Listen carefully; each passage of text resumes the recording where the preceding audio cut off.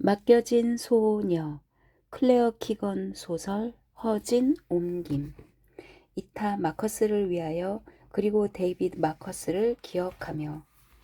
일요일 이른 아침, 크로너걸에서의 첫 미사를 마친 다음 아빠는 나를 집으로 데려가는 대신 엄마의 고향인 해안 쪽을 향해 웩스퍼드 깊숙이 차를 달린다.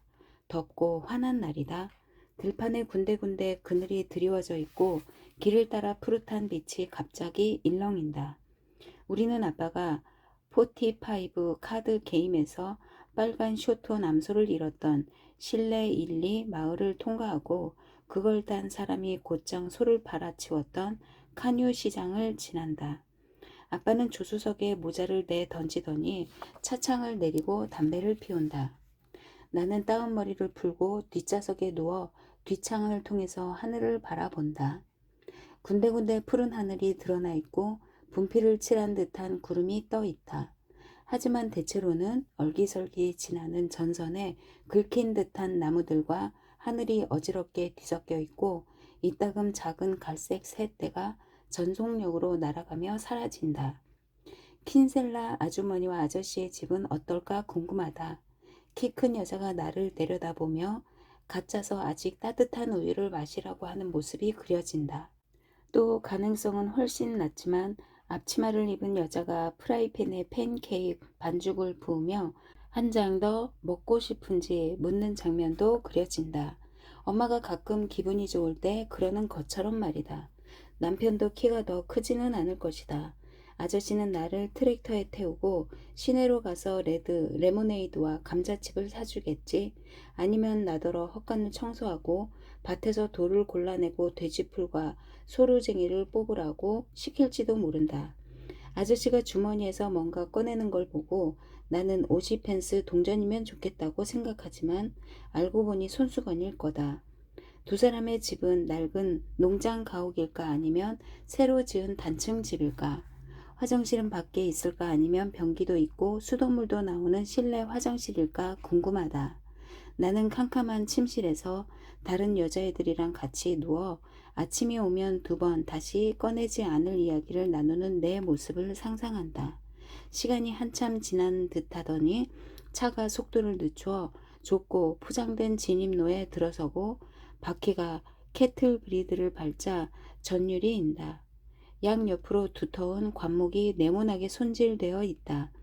진입로 끝에 길쭉하고 하얀 집과 가지가 땅에 끌리는 나무들이 있다. 아빠, 내가 말한다. 나무 좀 봐요. 나무가 뭐? 아픈가 봐요. 내가 말한다. 수양버들이잖아. 아빠가 목을 가다듬는다. 마당으로 들어서자 길쭉하고 반짝이는 유리창이 우리의 도착을 비춘다. 뒷자리에 앉은 내 모습은 머리가 온통 헝클어져서 집시 아이처럼 지저분하지만 운전석에 앉은 아빠는 그냥 우리 아빠 같다. 나무 그림자가 져서 털이 얼룩덜룩해 보이고 목줄을 하지 않은 커다란 개가 건성으로 사납게 몇 번 짖더니 계단에 앉아서 문간을 돌아본다. 어떤 남자가 나와 서 있다.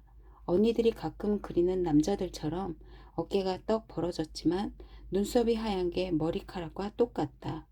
키가 크고 팔이 긴 외갓집 사람들과 전혀 닮지 않아서 우리가 집을 잘못 찾아왔나 하는 생각이 든다.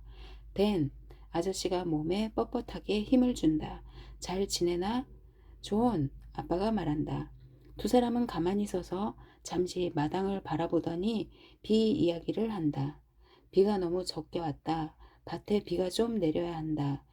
킬머크리지 신부님이 오늘 아침에 비를 내려달라고 기도를 드렸다. 이런 여름은 처음이다. 잠시 대화가 끊긴 사이에 아빠가 침을 뱉고 대화는 다시 소의 가격, 유럽 경제 공동체, 남아도는 버터, 소독액과 석회 가격으로 흘러간다. 나에게도 익숙한 모습이다. 남자들은 이런 식으로 사실은 아무 이야기도 나누지 않는다. 장화 뒤꿈치로 잔디를 뜯고 차를 몰고 가기 전에 지붕을 철썩 때리고 침을 뱉고 다리를 쩍 벌리고 앉기를 좋아한다. 신경 쓸 것은 아무것도 없다는 듯이 말이다.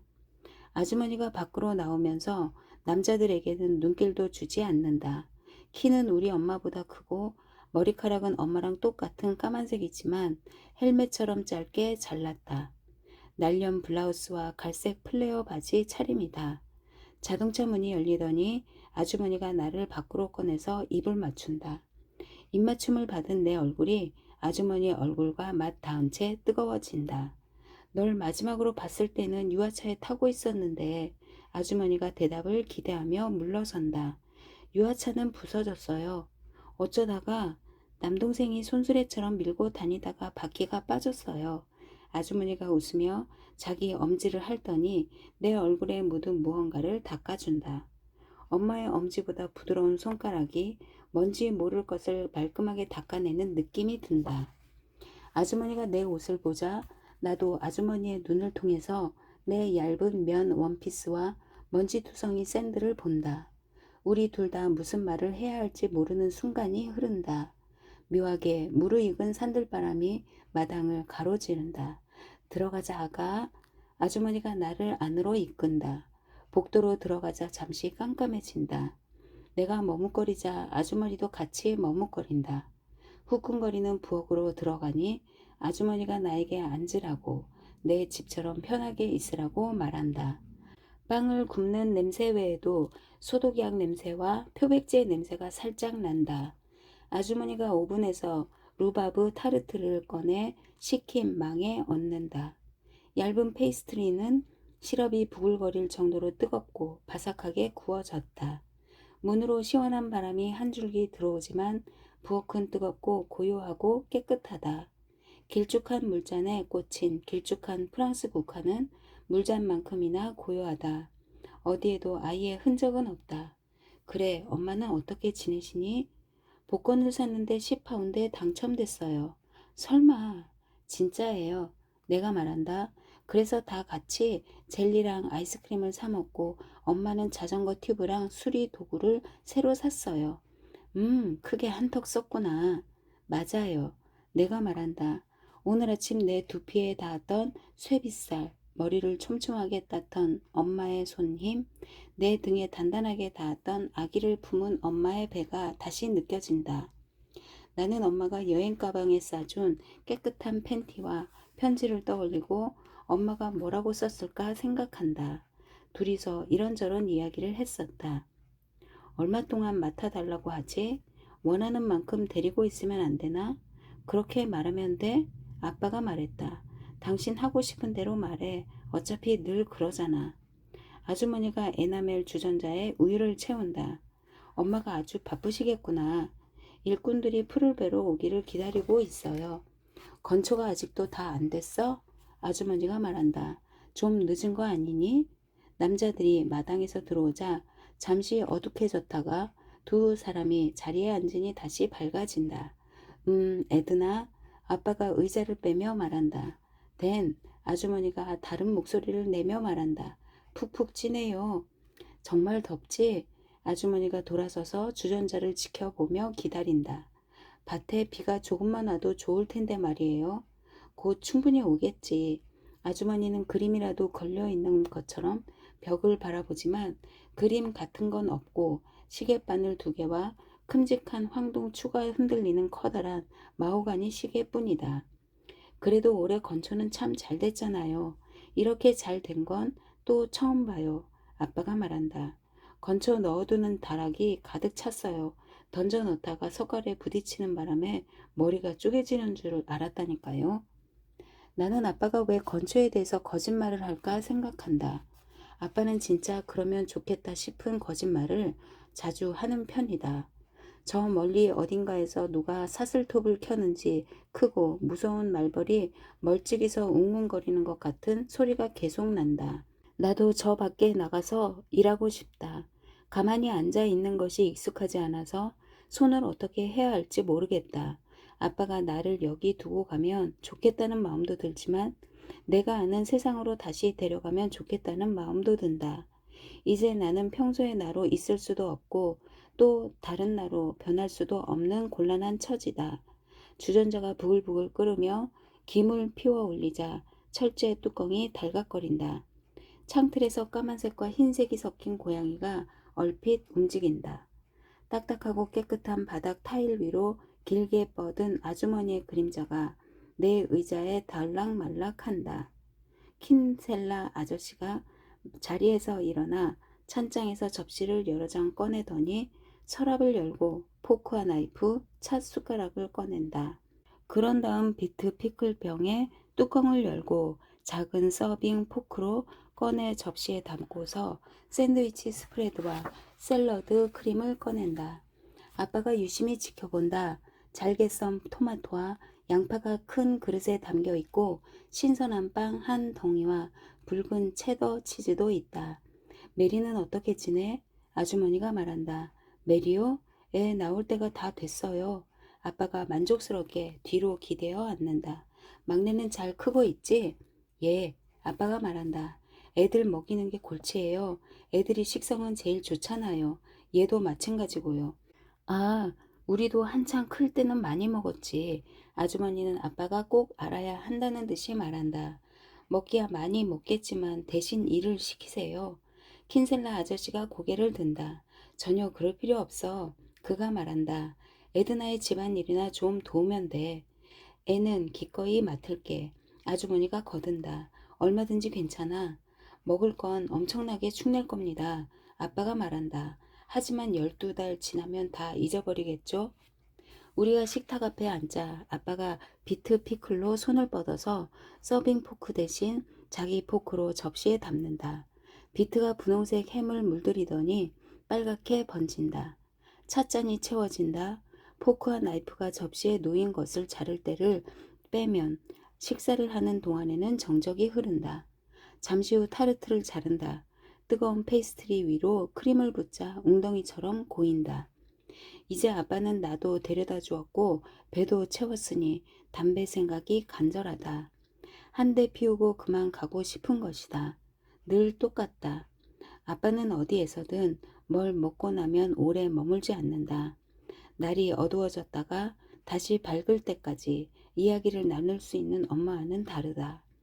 엄마가 정말 그런 적이 있는지 모르겠지만 아무튼 아빠의 말에 따르면 그렇다. 엄마는 할 일이 산더미다.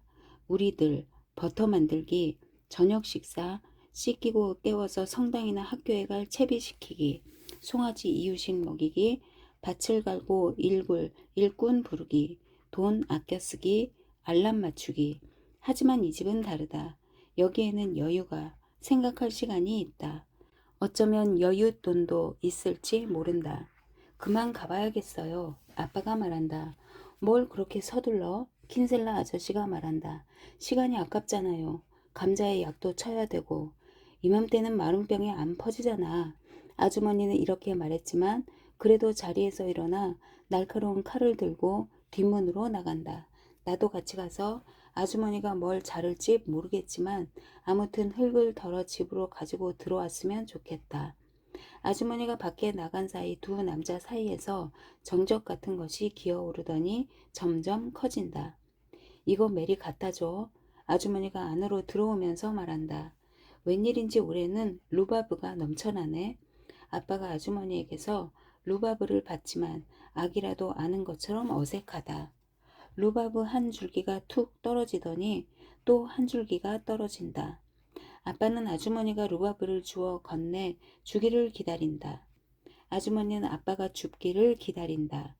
둘 다 꼼짝도 하지 않는다. 결국 허리를 숙여 루바브를 줍는 사람은 킨셀라 아저씨다. 자 여기 아저씨가 말한다. 마당으로 나가자 아빠가 루바브를 뒷좌석에 던져놓고 운전석에 올라 시동을 건다. 그럼 행운을 빕니다. 아빠가 말한다. 애가 말썽을 안 피워야 할 텐데요. 그런 다음 나를 본다. 불구덩이에 떨어지지 않게 조심해라 너. 나는 아빠가 후진시킨 차가 진입로로 나간 다음 멀어지는 모습을 지켜본다. 바퀴가 캐틀 그리드를 밟는 소리가 들리더니 기어를 바꾸는 소리, 우리가 왔던 길을 따라 돌아가는 모터 소리가 들린다. 아빠는 왜 제대로 된 작별 인사도 없이 나중에 데리러 오겠다는 말도 없이 떠났을까?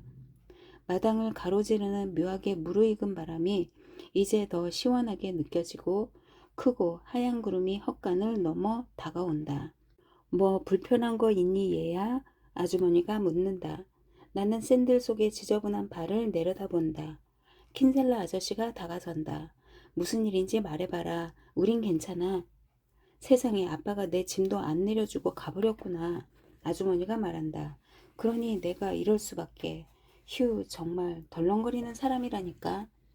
다 잊어버리는군. 킨셀라 아저씨가 말한다. 금방 옷을 갈아입혀주마.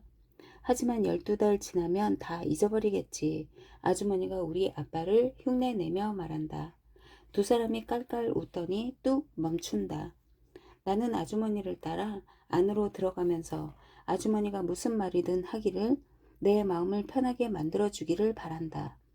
아주머니는 그러는 대신 식탁을 치운 다음 날카로운 칼을 집어들더니 햇빛을 받으며 창가에 서서 수돗물을 틀고 칼날을 씻는다.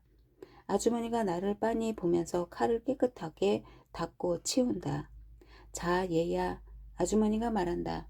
목욕할 시간이 지난 것 같구나. 부엌을 지나 카펫 깔린 계단을 올라가자 널따란 방이 나온다.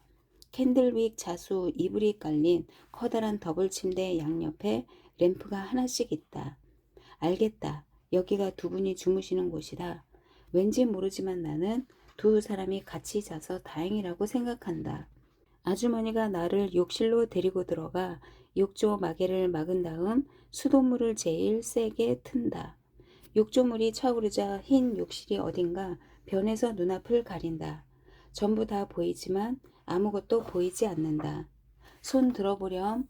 아주머니가 말하고는 내 원피스를 벗긴다. 아주머니가 물 온도를 확인한 다음 나는 아주머니를 믿고 발을 넣지만 물이 너무 뜨겁다. 들어가 봐. 아주머니가 말한다. 너무 뜨거워요. 금방 익숙해져. 증기 속으로 한 발을 넣어보지만 될 듯이 뜨거운 건 똑같다. 나는 물속에 발을 넣고 가만히 있다가 더 이상 못 참겠다고 생각하지만 곧 생각이 바뀐다. 참을 수 있다. 이렇게 뜨거운 물에 몸을 깊이 담그고 목욕하는 건 처음이다. 엄마는 우리를 목욕시킬 때 물을 최대한 적게 쓰고 가끔은 같은 물로 씻길 때도 있다. 잠시 후 나는 뒤로 누워서 증기 사이로 내 발을 문질러 씻기는 아주머니를 본다. 손톱 밑에 떼는 족집게로 빼낸다. 아주머니가 플라스틱 병에 담긴 샴푸를 짜서 내 머리카락에 칠하고 거품을 낸 다음 물로 헹궈낸다. 그리고 나서 나를 일으켜 세우고 천으로 온몸에 비누칠을 한다. 아주머니의 손은 엄마 손 같은데 거기엔 또 다른 것. 내가 한 번도 느껴본 적이 없어서 뭐라고 불러야 할지 모르겠는 것도 있다. 나는 정말 적당한 말을 찾을 수가 없지만 여기는 새로운 곳이라서 새로운 말이 필요하다. 이제 옷 입자. 아주머니가 말한다. 옷이 없는데요. 그렇겠네. 아주머니가 잠시 말을 멈춘다. 당장은 우리 집에 있는 낡은 옷으로 되려나? 전 상관없어요. 착하기도 하지. 아주머니가 나를 데리고 부부 침실을 지나 계단 반대편 방으로 가서 서랍장을 뒤진다. 이게 맞을지도 모르겠다. 아주머니는 예전에 유행했던 바지와 새 체크무늬 셔츠를 들고 있다. 소매와 바지가 너무 길지만 아주머니가 둘둘 말아 올려주고 캔버스 벨트로 허리를 딱 맞게 조여준다. 됐다. 아주머니가 말한다. 엄마가 매일 팬티를 갈아입으라고 했어요. 그거 말고 또 뭐라고 하셨니? 두 분이 원하시는 만큼 저를 데리고 있어도 된다고요. 이 말에 아주머니가 웃음을 터뜨리더니 엉킨 내 머리카락을 빗으로 빗어주고는 조용해진다. 이 방은 창문이 열려 있어서 잔디밭과 텃밭이 보인다. 줄지어 자라는 채소들, 빨갛고 뾰족뾰족한 달리아. 부리에 뭔가를 물고서 천천히 두 조각을 낸 다음 한 조각 또 한 조각을 먹는 까마귀. 나랑 우물에 가보자. 아주머니가 말한다. 지금요? 지금은 안 되니? 이 말을 하는 아주머니의 말투 때문에 왠지 우리가 하면 안 되는 일을 하는 듯한 느낌이 든다. 이거 비밀이에요? 뭐? 그러니까 다른 사람한테 말하면 안 되는 거예요? 아주머니가 나를 돌려세워 자신을 마주보게 한다. 나는 여태까지 아주머니의 눈을 제대로 들여다본 적이 없었다. 아주머니의 눈은 짙은 파란색인데 군데군데 다른 파란색이 섞여 있다. 이 집에 비밀은 없어. 알겠니? 나는 대답하고 싶지 않지만 아주머니는 대답을 바라는 것 같다. 알겠지? 애. 애가 아니야. 네라고 해야지. 뭐라고? 네라고 해야 돼요. 네. 그리고? 네. 이 집에 비밀은 없어요. 비밀이 있는 곳에는 부끄러운 일이 있는 거야. 아주머니가 말한다. 우린 부끄러운 일 같은 거 없어도 돼? 알겠어요. 나는 울지 않으려고 심호흡을 한다. 아주머니가 내 어깨에 팔을 두른다. 넌 너무 어려서 아직 모를 뿐이야. 이 말을 듣자마자 나는 아주머니가 다른 사람들이랑 똑같다는 사실을 깨닫고 집으로 돌아가서 언제나처럼 모르는 일은 모르는 채로 지내고 싶다고 생각한다. 아래층으로 내려가자 아주머니가 식기실에서 아연 양동이를 꺼낸 다음 나를 데리고 밭으로 내려간다. 처음에는 낯선 옷 때문에 불편하지만 걷다 보니 금방 잊어버린다. 흰셀라 아저씨네 밭은 넓고 평평하고 전기 울타리로 길쭉하게 나뉘어져 있다. 아주머니가 전기 충격을 받고 싶은 게 아니라면 울타리를 건드리지 말라고 한다. 바람이 불자 키가 큰 풀들이 구부러지면서 은색으로 변한다. 한쪽 구획에서는 키 큰 홀스타인 젖소들이 우리를 둘러싸고 서서 풀을 뜯는다. 우리가 지나가자 몇 마리가 고개를 들고 쳐다보지만 도망가는 소는 한 마리도 없다. 젖통이 크고 젖꼭지가 길다. 젖소들이 뿌리만 남기고 풀을 뜯는 소리가 들린다. 우리는 계속 걸어가고 양동이의 가장자리를 타 넘는 바람이 가끔 속삭인다. 우리 둘 다 말이 없다. 가끔 사람들이 행복하면 말을 안 하는 것처럼. 하지만 이 생각을 떠올리자마자 그 반대도 마찬가지임을 깨닫는다. 우리는 곧 목책 중간의 사다리를 넘어 풀숲 사이로 사람이 다닌 흔적이 많고 바싹 마른 길을 따라간다. 흰 나비들이 팔랑팔랑 날아다니는 길쭉한 밭을 따라 길이 구불구불 이어지다. 마침내 작은 철문에 도착한다. 넓은 돌계단을 내려가면 까만 물이 찰랑거리는 우물이다.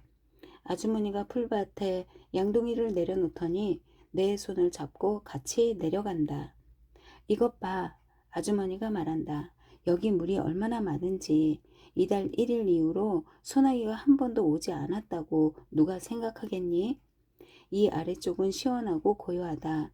숨을 쉬자 내 숨결이 고요한 우물 입구에 가 닿는 소리가 들린다. 그래서 나는 돌아오는 내 숨소리를 들으려고 잠깐 동안 좀 더 세차게 숨을 쉰다. 아주머니가 뒤에 서 있지만 내 숨소리가 연달아 돌아와도 별로 신경 쓰지 않는 것 같다. 그게 자기 숨소리라도 되는 것처럼. 맛보렴? 아주머니가 말한다. 네? 컵으로 떠서 아주머니가 어딘가를 가리킨다. 벽에 머그잔이 걸려 있는 것이 보인다. 먼지 앉은 에나멜 안에 그림자가 담겨 있다. 나는 손을 뻗어 못에 걸린 머그잔을 빼낸다. 내가 우물에 빠지지 않도록 아주머니가 바지벨트를 잡아준다. 생각보다 깊어. 아주머니가 말한다. 조심해.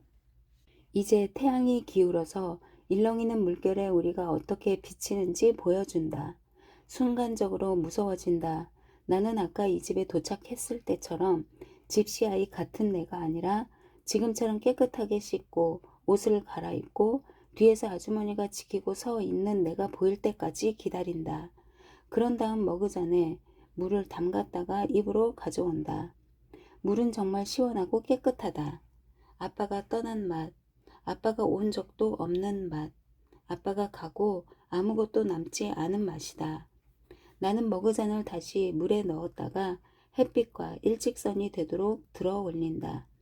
나는 물을 6잔이나 마시면서 부끄러운 일도 비밀도 없는 이곳이 당분간 내 집이면 좋겠다고 생각한다.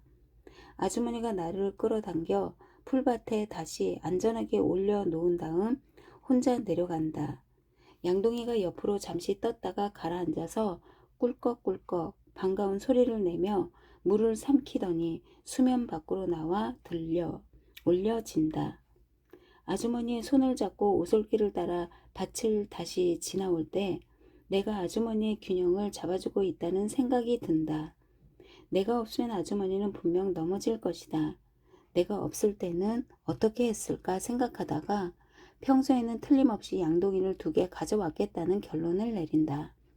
나는 이런 기분을 또 언제 느꼈었는지 기억하려 애쓰지만 그랬던 때가 생각나지 않아서 슬프기도 하고 기억할 수 없어 행복하기도 하다. 그날 밤 나는 아주머니가 무릎을 꿇고 앉으라고 하겠구나 생각하지만 아주머니는 그러는 대신 이불을 단단히 덮어주면서 평소에 기도를 한다면 침대에서 짧은 기도 몇 마디만 하라고 말한다. 창유리 너머로 낮에 햇빛이 아직도 반짝인다. 아주머니가 빛을 가리려고 커튼 레일에 담요를 걸다가 그대로 멈춘다. 이대로 두는 게 좋겠니? 내가 말한다. 네.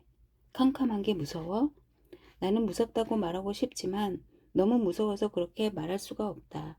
괜찮아. 아주머니가 말한다. 상관없어. 우리 방을 지나면 화장실이 있는데 거길 써도 되고 여기 요강이 있으니까 이걸 써도 돼. 전 괜찮을 거예요. 내가 말한다. 엄마는 괜찮니? 무슨 뜻이에요? 너희 엄마 말이야. 괜찮아? 아침이면 입덧을 했었는데 지금은 안 해요. 건초가 왜 아직 다 안 됐어? 일꾼한테 줄 돈이 없어서요. 작년 걸 이제야 줬어요. 저런. 아주머니는 내가 덮고 있는 이불을 판판하게 펴고 단정하게 접는다. 내가 돈을 조금 보내면 엄마가 자존심 상할까? 자존심이 뭐예요? 엄마가 신경 쓰일까? 나는 잠시 그것에 대해서 우리 엄마의 입장이 되어 생각해 본다. 엄마는 괜찮을 거예요. 하지만 아빠는 신경 쓸 거예요. 아, 그래. 아주머니가 말한다. 내 아빠 말이지. 아주머니는 몸을 숙이고 가벼운 입맞춤을 한 다음 잘 자라고 인사한다. 아주머니가 나가자 나는 침대에서 일어나 앉아 방을 둘러본다. 벽지에 색색의 기차가 달리고 있다. 기찻길은 없지만 군데군데 작은 남자애가 멀찍이 떨어져 서서 손을 흔들고 있다. 행복해 보이지만 마음 한구석에서 왠지 벽지에 그려진 남자애의 모습들이 하나같이 불쌍하다는 생각이 든다. 나는 옆으로 돌아 누워서 엄마가 둘 다 원하지 않는다는 건 알지만 이번에는 딸일까 아들일까 생각한다. 아직 잠자리에 들지 않았을 언니들을 생각한다. 언니들은 옥 외 화장실의 박공벽에 흙덩이를 던질 거고 비가 오면 흙덩이가 물러져서 진흙이 될 것이다. 모든 것은 다른 무언가로 변한다. 예전과 비슷하지만 다른 무언가가 된다. 나는 최대한 오래 깨어 있다가 억지로 일어나 요강에 앉지만 몇 방울밖에 안 나온다. 나는 침대로 다시 들어가 약간 무서워하며 잠이 든다. 밤이 깊은 뒤에 아주 깊은 밤 같다. 아주머니가 들어온다. 나는 꼼짝도 않고 누워서 자는 척 숨소리를 낸다. 매트리스가 푹 꺼지는 느낌이 들고 침대에 아주머니의 무게가 느껴진다. 불쌍하기도 하지. 아주머니가 속삭인다. 내가 내 딸이라면 절대 모르는 사람 집에 맡기지 않을 텐데. 나는 이 새로운 곳에서 뜨거우면서도 차가운 겪어본 적 있는 기분을 느끼며 잠에서 깬다. 킨셀라 아주머니는 나중에 침대 시트를 벗길 때에야 알아차린다. 세상에, 아주머니가 말한다. 네? 이것 좀 볼래? 아주머니가 말한다. 네? 지금 당장 말하고 싶다. 솔직히 말하고 집으로 돌려보내지는 것으로 끝내고 싶다. 매트리스가 낡아서 말이야. 아주머니가 말한다. 이렇게 습기가 차지 뭐니? 항상 이런다니까. 널 여기다가 재우다니 도대체 내가 무슨 생각이었을까? 우리는 매트리스를 끌고 계단을 내려가서 햇볕이 내리쬐는 마당으로 나간다. 개가 다가와서 킁킁 냄새를 맡더니 뒷다리를 들려고 한다. 저리 가! 아주머니가 얼음장 같은 목소리로 외친다. 이게 다 무슨 일이야? 킨셀라 아저씨가 밭에서 돌아온다. 매트리스 때문에. 아주머니가 말한다. 빌어먹을 매트리스에 습기가 차서 저 방이 원체 습하다고 내가 말 안 했나? 그랬지. 아저씨가 말한다. 그래도 어쩌자고 이걸 혼자서 끌고 내려와? 혼자 아니었어. 아주머니가 말한다. 도와주는 사람이 있잖아. 우리는 매트리스를 세제와 뜨거운 물로 문질러 씻은 다음 그대로 두고 햇볕에 말린다. 끔찍하군. 아주머니가 말한다. 시작부터 아주 끔찍해. 우리 둘 다 고생했으니까 베이컨이라도 먹어야겠다. 아주머니가 팬을 달궈서 베이컨을 구운 다음 토마토를 반으로 자르고 잘린 면이 밑으로 가도록 올려서 굽는다. 아주머니는 뭐든 자르는 것을, 문질러 씻고 깔끔하게 만드는 것을, 그리고 물건의 이름을 부르는 것을 좋아한다. 베이컨. 아주머니가 지글거리는 팬에 베이컨을 얹으며 말한다. 나가서 파 몇 가닥 뽑아오렴 착하지? 나는 텃밭으로 달려나가 파를 뽑아서 최대한 빨리 돌아온다. 집에 불이 나서 나한테 물을 퍼오라고 시키기라도 한 것처럼. 나는 파가 충분할까 걱정하지만 킨셀라 아주머니는 웃음을 터뜨린다. 뭐 어쨌든 모자라진 않겠구나. 아주머니는 나에게 토스트를 맡기고 그릴에 불을 붙여주더니 한쪽 면이 갈색이 되면 뒤집어야 한다면서 시범을 보인다. 내가 생전 토스트를 구워본 적이 없는 것처럼 말이다. 하지만 나는 별로 신경 쓰지 않는다. 아주머니는 내가 일을 똑바로 하길 바라고 나에게 가르쳐주고 싶은 거다. 다 됐니? 내가 말한다. 네, 착하기도 하지. 나가서 아저씨 불러오렴. 나는 밖으로 나가서 저 위쪽 밭을 향해 엄마가 가르쳐준 소리를 외친다. 몇 분 뒤에 킨셀라 아저씨가 웃으며 들어온다. 정말 대단한 목청이었어. 아저씨가 말한다. 웩스퍼드에서 패가 너보다 튼튼한 애는 없을 거다. 아저씨는 손을 씻고 닦은 다음 식탁에 앉아서 빵에 버터를 바른다. 버터가 말랑말랑해서 나이프에서 미끄러지며 쉽게 발린다. 아까 뉴스에 나왔는데 단식 투쟁을 하던 사람이 또 죽었다더군. 설마 또? 그래, 밤사이에 죽었대. 불쌍하게도. 이런 끔찍한 일이 있나. 주님의 품에서 편히 쉬기를. 킨셀라 아주머니가 말한다. 그런 식으로 죽다니. 하지만 감사한 마음이 들지 않아? 아저씨가 말한다. 어떤 남자는 굶어 죽었는데 여기서 나는 이 좋은 날에 두 여자한테 얻어먹고 있으니 말이야. 그래도 밥값은 하고 있잖아. 그러고 있는지 모르겠군. 아저씨가 말한다. 아무튼 그렇게 됐네. 나는 종일 아주머니를 도와 집안일을 한다. 아주머니는 플러그를 꽂는 크고 하얀 기계를 보여준다. 아주머니가 상하기 쉬운 것들이라고 부르는 식품들을 몇 달이나 넣어놔도 썩지 않는 냉동고다. 우리는 얼음을 얼리고 청소기로 마룻바닥을 꼼꼼히 청소하고 햇감자를 캐고 코울슬로와 빵 두덩이를 만든다. 그런 다음 아주머니가 아직 덜 마른 옷을 걷어와서 다리미판을 세우고 다리기 시작한다. 아주머니는 아저씨랑 똑같다. 무슨 일을 하든 절대 서두르지 않지만 쉬지 않고 바지런히 움직인다. 킨셀라 아저씨가 돌아와서 우리 세 사람이 마실 차를 끓이더니 킴벌리 비스킷을 한 줌 쥐고 선체로 차를 마신 다음 다시 나간다. 나중에 아저씨가 돌아와서 나를 찾는다. 꼬맹이 거기 있니? 아저씨가 부른다. 내가 문으로 달려간다. 달릴 수 있어? 네? 발이 빠르냐고? 아저씨가 말한다. 가끔은요. 내가 말한다. 그래 저기 진입로 끝에 있는 함까지 달려갔다 오거라. 함이요? 내가 말한다. 우편함. 저기 가면 보일 거야. 최대한 빨리 달리는 거다. 나는 곧장 출발해서 진입로 끝까지 전속력으로 달려가 우편함을 찾아 편지를 꺼내서 달려 돌아온다. 킨셀라 아저씨가 손목시계를 보고 있다. 나쁘진 않군. 아저씨가 말한다. 처음 치고는 말이야. 아저씨가 우편물을 받아든다. 총 4통인데 엄마 글씨체는 없다. 이 중에 돈이 든 게 있을까? 모르겠어요. 아, 있으면 알았을 거다. 당연하지. 여자는 돈 냄새를 맡을 수 있거든. 아저씨가 봉투를 하나 들고 킁킁 냄새를 맡는다. 새로운 소식이 있을까? 저는 모르죠. 내가 말한다. 청첩장이 있으려나? 나는 웃음을 터뜨리고 싶다. 어쨌든 내 청첩장은 아니겠지. 아저씨가 말한다. 아직 결혼하기엔 너무 어리니까 나중에는 결혼할 거니? 모르겠어요. 내가 말한다. 엄마가 그러는데 남자가 주는 선물을 받으면 안 된대요. 킨셀라 아저씨가 웃는다. 엄마 말이 맞을지도 모르지. 그래도 이 세상에 똑같은 남자는 없어. 널 잡는 남자는 아주 빠를 거다. 넌 다리가 기니까 시간을 단축할 수 있을지 내일 또 해보자. 더 빨리 달려야 돼요?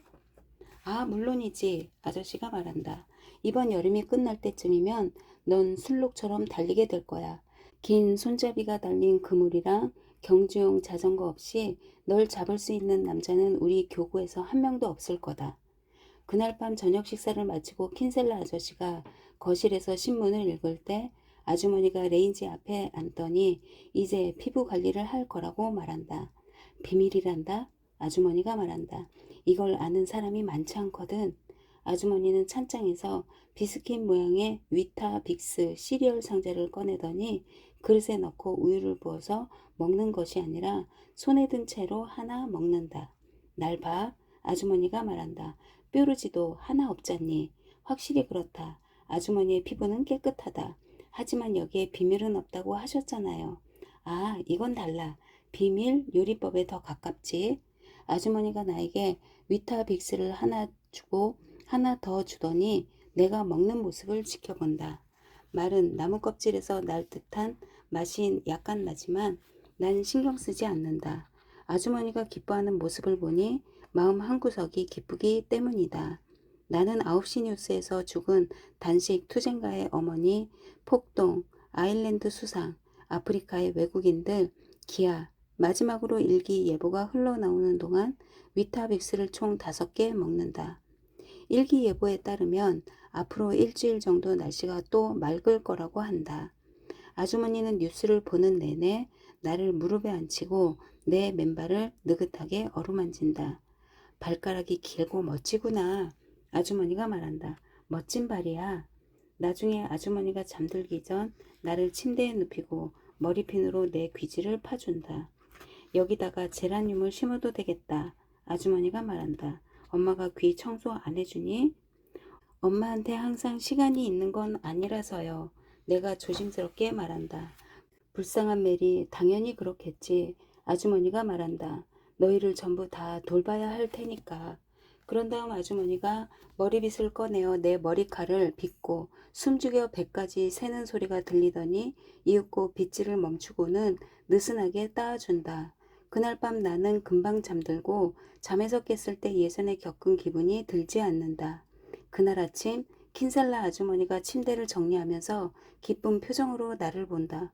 벌써 피부가 더 좋아졌네? 봤지? 아주머니가 말한다. 조금만 신경 쓰면 된다니까. 그렇게 시간이 흘러간다. 나는 무슨 일이 일어나기를, 이 편안함이 끝나기를, 축축한 침대에서 잠을 깨거나 무슨 실수를 엄청난 잘못을 저지르거나 뭔가를 깨뜨리기를 계속 기다리지만 하루하루가 그 전날과 거의 비슷하게 흘러간다. 우리는 해가 뜰 때 일찌감치 일어나서 아침으로 달걀 요리와 토스트, 마몰레이드를 먹는다. 식사가 끝나면 킨셀라 아저씨는 모자를 쓰고 밭으로 나간다. 킨셀라 아주머니와 나는 해야 할 일들을 큰 소리로 죽을 푼 다음 일을 한다. 우리는 루바브를 뽑고 타르트를 만들고 굽돌이에 페인트를 칠하고 온수 탱크 벽장에서 침구를 전부 꺼내고 거미줄을 걷어내고 깨끗하게 빨아 말린 옷을 전부 걷고 스콘을 만들고 욕조를 문질러 닦고 계단을 쓸고 가구에 광을 내고 양파를 끓여 소스를 만들고 그 소스를 용기에 담아 냉동고에 넣고 꽃밭에서 잡초를 뽑고 해가 지면 여기저기 물을 준다. 그러고 나면 저녁 식사와 밭을 가로질러 우물까지 걸어가는 일만 남는다. 매일 저녁 9시 뉴스에 맞춰서 텔레비전이 켜지고 일기예보가 끝나면 나는 이제 잘 시간이라는 말을 듣는다. 가끔 밤에 사람들이 집으로 찾아온다. 카드 놀이를 하면서 이야기하는 소리가 들린다. 서로 배신자라고 밑장 빼기를 했다며 욕을 하고 양철 접시 같은 것에 동전을 던지고 가끔은 접시에 든 동전을 이미 모아둔 동전 더미 위로 비운다. 한 번은 누가 와서 스푼수를 연주했다. 한 번은 당나귀 같은 소리가 들리더니 아주머니가 나를 데리러 올라와서 같이 내려가는 게 낫겠다고 당나귀 K씨가 집안에 있는 한 아무도 못 잔다고 말했다. 나는 아래층으로 내려가서 마카롱을 12개쯤 먹었다. 잠시 후 두 남자가 초인종을 울리더니 학교 지붕 교체 비용을 마련하기 위해 자선 복권을 팔러 다니는 중이라고 했다. 당연히 사야지. 킨셀라 아저씨가 말했다. 우린 사실 그렇게 들어오게 킨셀라 아저씨가 말했다. 나한테 애가 없다고 해서 다른 집 애들 머리에 비가 떨어지는 걸 보고만 있을 순 없지. 그래서 두 사람이 안으로 들어와 차를 더 끓였다.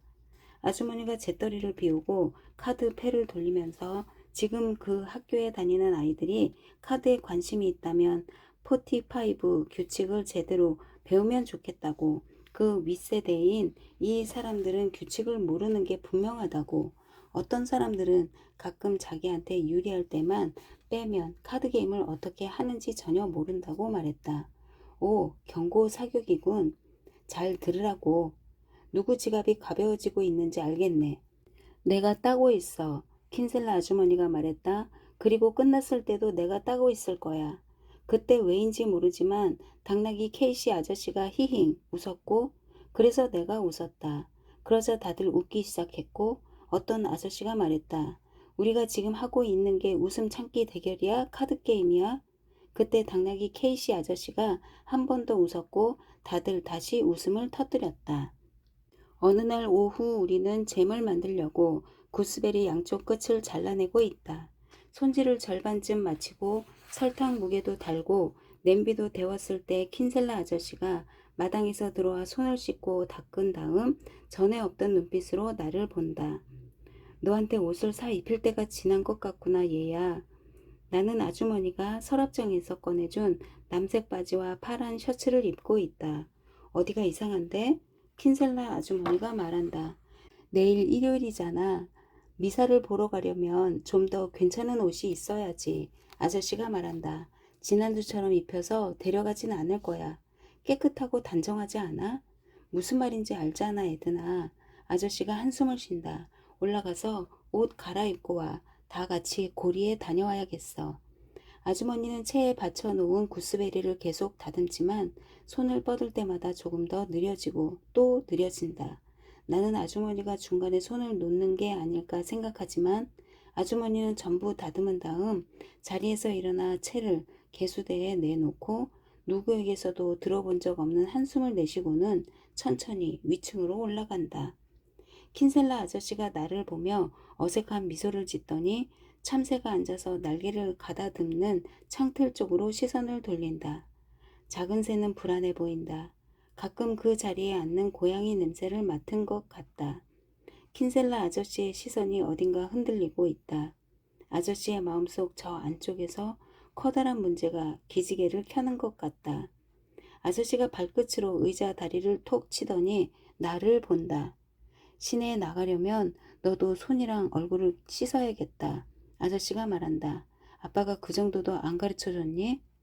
나는 의자에 앉아서 얼어붙은 채 훨씬 더 심한 일이 벌어지기를 기다리지만 킨셀라 아저씨는 더 이상 아무 말도 하지 않는다. 아저씨는 자기가 한 말의 파도에 갇혀서 거기 그대로 서 있다. 아저씨가 몸을 돌리자마자 나는 계단으로 잽싸게 달려가지만 욕실 문이 열리지 않는다. 괜찮아. 잠시 후 아주머니가 안에서 말하고는 얼마 지나지 않아 문을 연다.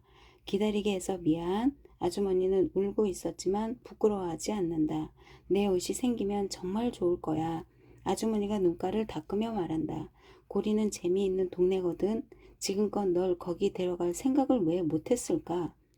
시내는 길이 널찍하고 사람이 붐빈다. 가게 앞에 각종 물건들이 햇빛을 받으며 잔뜩 걸려 있다.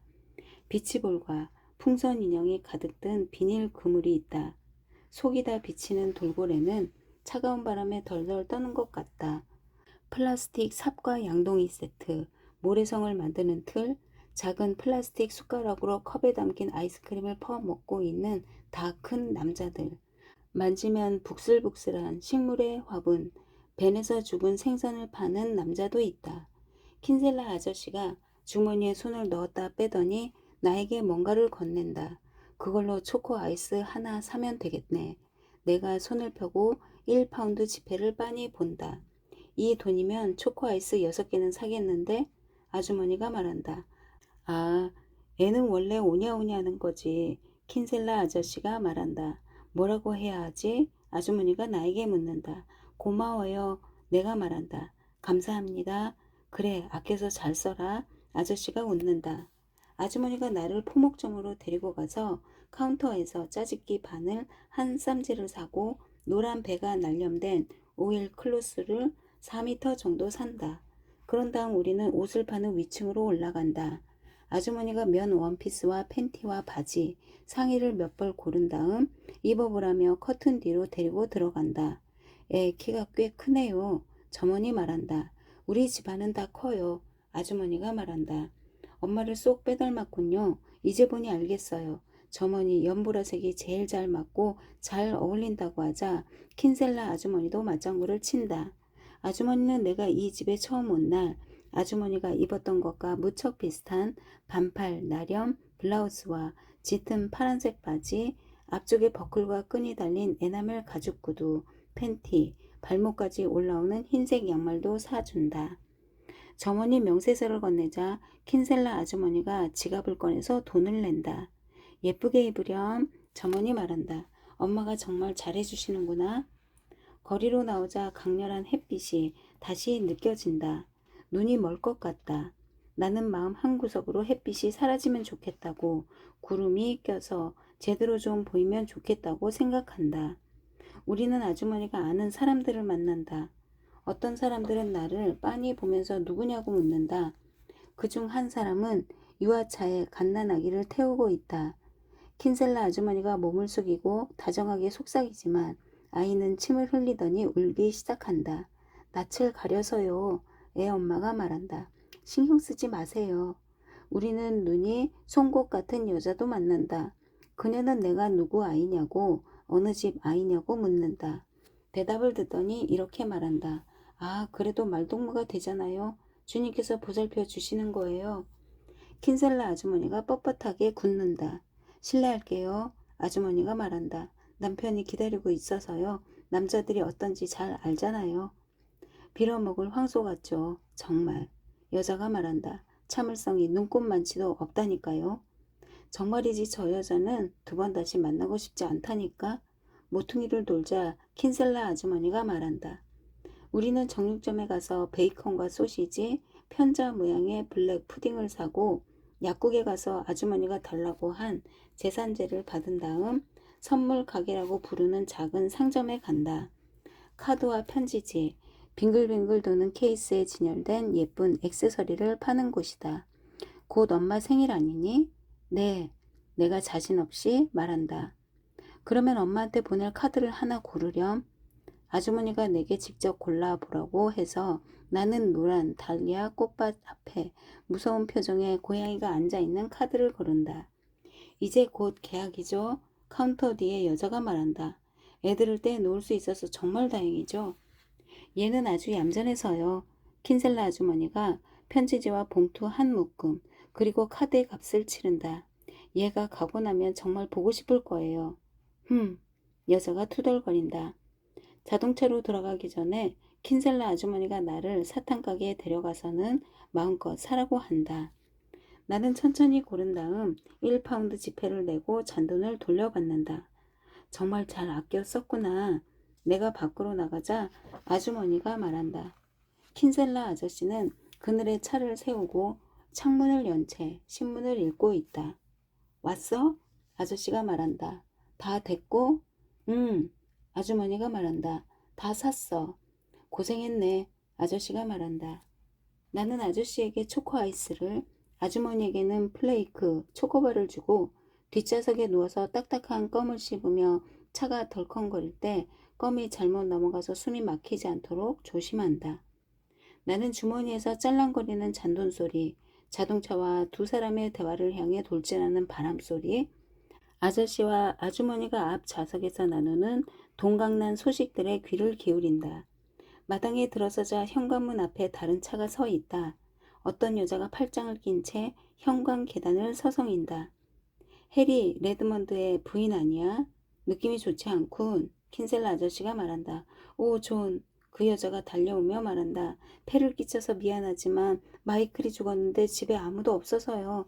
다들 콤바인을 타고 나가서 언제 올지 모르겠는데 소식을 전할 방법이 없어요. 어쩔 방도가 없네요. 와서 무덤 파는 것 좀 도와주시겠어요? 내가 갈 만한 곳은 아니겠지만 그렇다고 여기 혼자 남겨둘 순 없지. 같은 날 조금 늦게 아주머니가 말한다. 그러니 준비하고 같이 가자.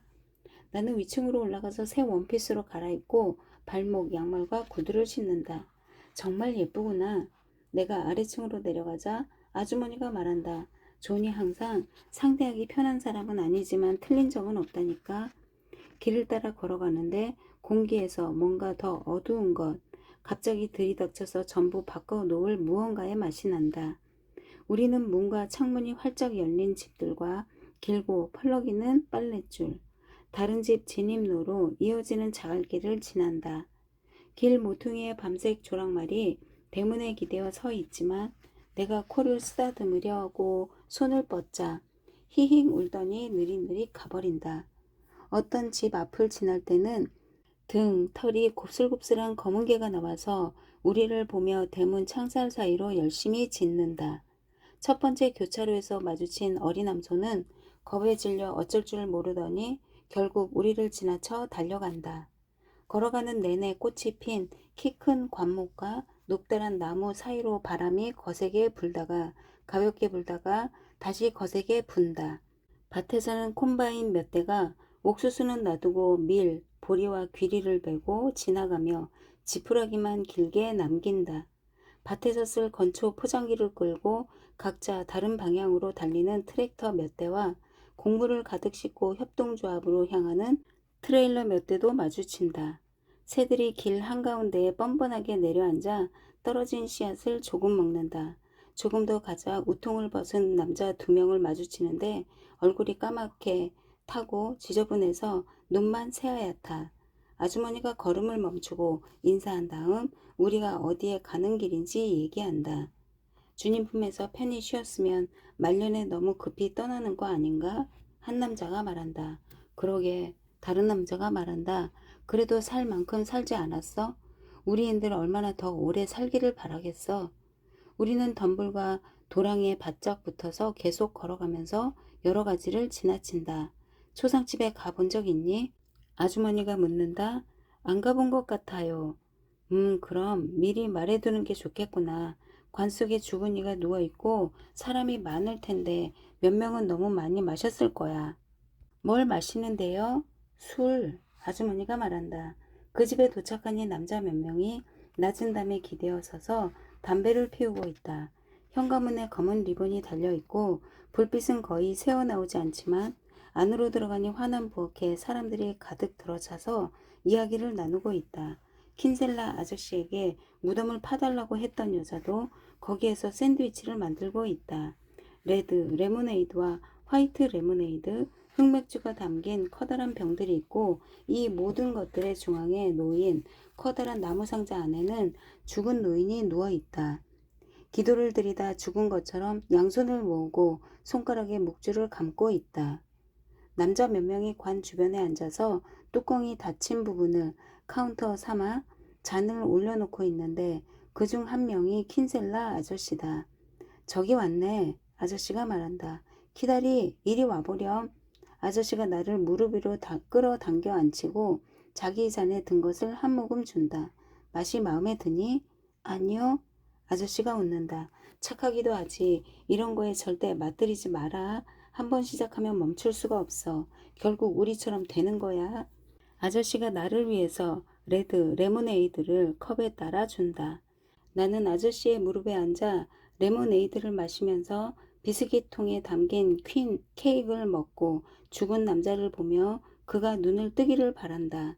사람들이 왔다가 가고 들락날락거리고 악수를 나누고 먹고 마시며 죽은 남자를 보고 정말 멋진 시신이라고 드디어 끝나서 행복해 보이지 않느냐고 누가 그를 관에 눕혔느냐고 말한다. 또 일기예보와 옥수수의 수분 함량에 대해서 우유 할당량과 다음 총선에 대해서 이야기한다. 나는 킨셀라 아저씨의 무릎 위에서 점점 무거워지는 것만 같다. 제가 점점 무거워지는 거 아니에요? 무겁냐고? 아저씨가 말한다. 넌 깃털 같단다 얘야. 그냥 앉아있어. 나는 아저씨에게 머리를 기대지만 너무 지루하다. 할 일이 같이 놀 아이들이 있으면 좋겠다. 애가 영 불편한가 봐. 킨셀라 아주머니의 말소리가 들린다. 왜 그러죠? 또 다른 여자가 말한다. 애들이 올 만한 곳은 아니죠, 사실. 아주머니가 말한다. 여기에 오기는 해야겠고 그러자니 애만 놔둘 수가 없어서 데려온 거예요. 그랬겠죠. 그럼 우리 집으로 데리고 갈게요, 에드나. 난 이제 그만 가려고요. 집에 돌아갈 때 들러서 데려가면 어때요? 아, 아주머니가 말한다. 모르겠네요. 어떻게 하지? 우리 애랑 같이 있으면 되죠. 뒷마당에서 놀면 되지 않겠어요? 게다가 제가 무릎에 앉아 있는 한 조는 꼼짝도 안 할걸요? 킨셀라 아주머니가 웃음을 터뜨린다. 아주머니가 이런 식으로 웃는 모습은 처음 본다. 그래요, 당신만 괜찮으면 그렇게 해줘요. 밀드러드. 아주머니가 말한다. 안 될 게 뭐 있겠어요? 우리도 금방 갈 거예요. 괜찮고 말고요. 그 여자가 말한다. 밖으로 나가서 작별 인사를 하고 나자 밀드러드 아주머니는 내가 겨우 따라잡을 만한 속도로 성큼성큼 걸어가고 모퉁이를 돌자마자 질문이 시작된다. 호기심에 통째로 잡아먹힌 사람 같다. 질문 하나에 대답을 마치기도 전에 다음 질문이 날아온다. 너한테 어느 방을 내주던 킨셀라 씨가 너한테 돈을 줬니? 얼마나? 아주머니가 밤에 술을 마시니? 아저씨는 사람들이 카드놀이 하러 자주 오니? 누가 왔었는데? 그 사람들은 뭐 때문에 자선 복권을 팔았어? 너 묵주기도는 하니? 아주머니가 페이스트리에 버터를 넣니? 마가린을 넣니? 걔는 어디서 자고? 냉동고는 꽉 찼어? 아주머니가 돈을 아끼니 펑펑 쓰니 옷장에 아직도 그의 옷이 걸려 있어? 나는 모든 질문에 쉽게 대답하지만 마지막 질문에서 막힌다. 그의 옷이요? 그래, 밀드러드 아주머니가 말한다. 걔 방에서 잔다고 했으니 당연히 알겠지. 못 봤니? 어, 제가 여기서 지내는 동안 원래 아주머니가 갖고 있던 옷을 입긴 했지만 오늘 아침에 고리에 가서 다 새로 샀어요. 내가 지금 입고 있는 거 말이니? 세상에나. 아주머니가 말한다. 누가 봐도 100살은 다 되어가는 줄 알겠다. 전 좋아요. 내가 말한다. 잘 어울린다고 하셨어요. 잘 어울린다고? 글쎄, 아주머니가 말한다. 그렇겠지. 하긴 그동안은 죽은 애 옷을 입고 지냈으니. 네? 킨셀라 신의 아들 말이야. 멍청하기 몰랐니? 나는 뭐라고 말해야 할지 모르겠다. 그게 두 사람이 널 만나기 위해서 굴려야 했던 바윗돌이었나 보지. 애가 그 집 늙은 사냥개를 따라서 걸은 구덩이에 들어갔다가 빠져 죽었지 뭐니. 나는 계속 걸으면서 밀드러드 아주머니의 말에 대해서 생각하지 않으려 애쓰지만 그 생각밖에 떠오르지 않는다. 해가 질 시간이 다가오고 있지만 오늘이 끝나지 않을 것만 같다. 하늘을 바라보자 아직 높이 뜬 태양이 구름이 그리고 저 멀리 이제 막 나오는 둥근 달이 보인다. 사람들 말로는 존이 총을 꺼내서 개를 밭으로 끌고 갔지만 차마 못 샀다지. 마음 약한 바보라니까. 빽빽한 산 울타리 사이로 계속 걸어가자 덤불 속에서 작은 것들이 부스럭거리며 움직인다. 도랑을 따라 캐모마일이, 우드세이지와 야생민트가 엄마가 짬을 내서 나에게 이름을 가르쳐준 풀들이 자란다. 저 멀리에서 아까 봤던 길 잃은 암소가 여전히 길을 잃은 채 다른 도로를 헤맨다. 너도 알겠지만 두 사람 다 하룻밤 만에 새하얗게 샜지 뭐니? 무슨 뜻이에요? 머리카락 말이야. 아니면 뭐겠니? 하지만 킨셀라 아주머니 머리는 까만데요. 까맣다고? 아, 염색약 덕분이겠지. 아주머니가 웃는다. 나는 밀드러드 아주머니가 이렇게 웃는 게 이상하다. 그 옷, 내가 그 옷을 입었던 것, 벽지에 그려진 남자애, 이 모든 것을 연결짓지 못한 내가 이상하다. 곧 우리는 대문, 철, 창살 사이로 검은 개가 짖는 집에 도착한다. 입 닥치고 들어가. 아주머니가 검정개에게 말한다. 밀드러드 아주머니의 집은 현관문 밖에 콘크리트 판을 삐뚤빼뚤하게 붙인 작은 주택으로 관목은 웃자랐고 땅에서 니포피아가 길쭉하게 자라고 있다. 여기서는 머리를, 발을 조심해야 한다. 안으로 들어가 보니 집은 어수선하고 밀드러드 아주머니보다 나이 많은 여자가 레인지 옆에서 담배를 피우고 있다. 유아용 의자에 아기가 앉아 있다. 아기는 밀드러드 아주머니를 보고 소리를 지르더니 완두콩 한 줌을 의자의 접시 받침대 너머로 떨어뜨린다. 이것 좀 봐. 아주머니가 말한다. 무슨 꼴이야? 아기한테 하는 말인지 나이 많은 여자에게 하는 말인지 모르겠다. 아주머니는 카디건을 벗고 앉아서 초상집에 대해서 이야기하기 시작한다. 누가 왔고 어떤 샌드위치가 나왔는지, 퀸 케이크는 어땠고, 관에 삐뚤음하게 누운 시체는 면도도 제대로 안 되었다고, 불쌍하게도 죽은 노친네한테 플라스틱 묵주를 감아놨다고. 나는 앉아서 할지 서 있어야 할지, 이야기를 들어야 할지 자리를 피해야 할지 모르겠다. 내가 어떻게 할지 결정을 내리려고 할 때 개가 짖고 대문이 열리더니 킨셀라 아저씨가 문틀 아래로 몸을 숙이며 들어온다. 다들 안녕하십니까? 아저씨가 말한다. 아, 존. 밀드러드 아주머니가 말한다. 금방 오셨네요. 막 들어온 참인데. 우리도 이제 막 들어왔지, 예? 네. 킨셀라 아저씨는 나에게서 시선을 떼지 않는다. 고마워요. 밀드러드. 애를 맡아줘서 정말 고마워요. 아무것도 아니에요. 아주머니가 말한다. 참 조용하네요, 얘는. 해야 하는 말은 하지만 그 이상은 안 하죠. 이런 애들이 많으면 좋을 텐데요. 아저씨가 말한다. 집에 갈 준비 됐니, 아가? 내가 일어나자 아저씨가 의례적으로 분위기를 맞추려고 몇 마디 더 한다. 아저씨를 따라 나가서 차에 오르니 킨셀라 아주머니가 기다리고 있다. 괜찮았니? 아주머니가 말한다. 나는 그랬다고 말한다. 뭐 물어보진 않던 몇 가지 물어봤어요. 많이는 아니고요. 뭘 물어보던데? 아주머니가 페이스트리에 버터를 넣는지 마가린을 넣는지 물어봤어요. 다른 건 또 안 물어봤어? 냉동고가 꽉 찼냐고 물어봤어요. 그럼 그렇지. 킨셀라 아저씨가 말한다. 다른 말은 안 했어? 아주머니가 묻는다. 나는 뭐라고 말해야 할지 모르겠다. 뭐라고 하던데? 아주머니랑 아저씨한테 아들이 있었는데 개를 따라 걸음 구덩이에 들어갔다가 죽었다고. 제가 지난주 일요일 미사에 입고 간 옷이 그 애의 옷이라고 했어요. 집에 도착하자 개가 일어나서 자동차 앞까지 우리를 마중 나온다. 나는 아주머니나 아저씨가 개를 이름으로 부르는 것을 한 번도 들어본 적 없음을 이제야 깨닫는다. 킨셀라 아저씨가 한숨을 쉬고 우유를 짜러 간다. 집으로 돌아온 아저씨는 아직 잘 준비가 안 됐다고. 오늘 밤은 초상집 때문에 찾아오는 사람도 없을 거라면서 누가 찾아오기를 바라는 건 아니라고 덧붙인다. 아주머니는 위층으로 올라가서 옷을 갈아입고 잠옷 차림으로 내려온다. 킨셀라 아저씨가 내 신발을 벗기고 재킷을 입혀준다. 그 남자의 옷이라는 걸 이제 나도 안다. 지금 뭐 하는 거야? 킨셀라 아주머니가 말한다. 뭐 하는 거 같은데 이대로 신고 다니다가 목이라도 부러지면 어떡해. 아저씨가 약간 비틀거리며 밖으로 나가더니 사포 한 장을 가지고 돌아와서 내가 미끄러지지 않도록 새 구두 밑창을 문지른다. 자, 아저씨가 말한다. 구두 길들이러 가자. 벌써 길든 거 아니야? 어딜 데려가려고. 바닷가까지만 갈 거야. 아저씨가 말한다. 조심해, 좋은 킨셀라. 아주머니가 말한다. 램프도 없이 갈 생각은 하지도 말고.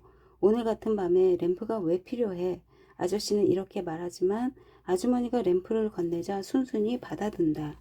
마당을 비추는 커다란 달이 진입로를 지나 저 멀리 거리까지 우리가 갈 길을 분필처럼 표시해준다. 킨셀라 아저씨가 내 손을 잡는다. 아저씨가 손을 잡자마자 나는 아빠가 한 번도 내 손을 잡아주지 않았음을 깨닫고 이런 기분이 들지 않게 아저씨가 손을 놔줬으면 하는 마음도 든다. 힘든 기분이지만 걸어가다 보니 마음이 가라앉기 시작한다. 나는 집에서의 내 삶과 여기에서의 내 삶의 차이를 가만히 내버려 둔다. 아저씨는 내가 발을 맞춰 걸을 수 있도록 보폭을 줄인다. 나는 작은 주택에 사는 아주머니를 그 여자가 어떻게 걷고 어떻게 말했는지를 생각하다가 사람들 사이에는 아주 커다란 차이가 있다고 결론을 내린다. 교차로에 도착하자 우리는 오른쪽으로 꺾어서 가파르고 경사진 내리막길을 따라 걸어 내려간다. 나무에 거세고 요란한 바람이 불어 마른 가지들을 갈라놓고 나뭇잎을 일으켜 세워 흔든다. 이 길이 끝나면 바다가 나온다는 사실을 아는 채로 발밑의 길이 점점 낮아지는 것을 느끼니 기분이 좋다. 길은 계속 이어지고 하늘이 모든 것이 더 환해지는 느낌이다. 킨셀라 아저씨는 별뜻 없는 말을 몇 마디 하더니 늘 그렇듯 조용해지고 시간이 흐르지 않는 듯 흘러서 우리는 차를 세워두는 드넓은 모래밭에 도착한다. 타이어 자국과 움푹 팬 자국이 가득하고 쓰레기통은 오랫동안 비우지 않은 것 같다. 거의 다 왔다 하가. 아저씨가 나를 이끌고 가파른 언덕을 올라가자 양쪽 옆에서 키 큰 골풀이 구부러져 흔들린다. 발이 푹푹 빠지는 모래 언덕을 오르다 보니 숨이 찬다. 어느새 우리는 땅이 끝나는 캄캄한 정상에 서 있고 길쭉한 해변과 바다가 펼쳐진다. 나는 저 깊은 바다가 멀리 잉글랜드까지 이어지는 것을 안다. 저 멀리 어둠 속에서 두 개의 밝은 빛이 깜빡인다. 킨셀라 아저씨가 손을 놓자 나는 사구 아래로 검은 바다가 거품 부글거리는 요란한 파도를 출렁이는 곳으로 달려 내려간다. 나는 물러가는 파도를 향해 달리다가 또 다른 파도가 밀려오자 소리를 지르며 뒷걸음질 친다. 킨셀라 아저씨가 나를 따라잡고 우리는 신발을 벗는다. 우리가 바닷가를 따라 걸으니 바다가 맨발 밑에 모래를 핥힌다. 중간중간 아저씨는 내가 달리도록 내버려 둔다. 아저씨는 아저씨의 무릎에 물이 닿는 곳까지 들어갔다가 아저씨의 목말을 탄다. 무서울 거 없다. 아저씨가 말한다. 네? 무서울 거 없다고. 모래가 깨끗하게 씻겨 발자국 하나 없다. 각종 물건이 파도에 밀려 올라와 사고 근처에 구불구불한 선을 그린다. 플라스틱 병, 막대기, 머리를 잃어버린 대걸레 자루, 더 멀리에는 빗장이 부서진 마구간 문까지. 어느 집 말인지 몰라도 오늘 밤에 잘 돌아다니겠구나. 킨셀레 아저씨가 말한다. 그런 다음 한참 걸어간다. 이 위는 파도의 소음과 멀어서 조금 더 조용하다.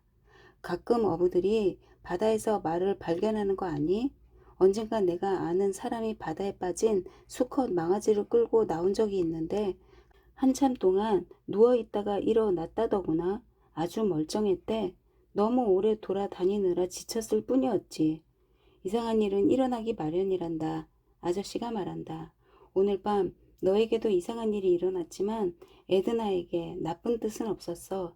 사람이 너무 좋거든. 에드나는 남한테서 좋은 점을 찾으려고 하는데 그래서 가끔은 다른 사람을 믿으면서도 실망할 일이 생기지 않기만을 바라지. 하지만 가끔은 실망하고. 아저씨가 웃는다. 이상하고 슬픈 웃음소리다. 나는 뭐라고 해야 할지 모르겠다. 넌 아무 말도 할 필요 없다. 아저씨가 말한다. 절대 할 필요 없는 일이라는 걸 꼭 기억해 두렴. 입 다물기 딱 좋은 기회를 놓쳐서 많은 것을 잃는 사람이 너무 많아.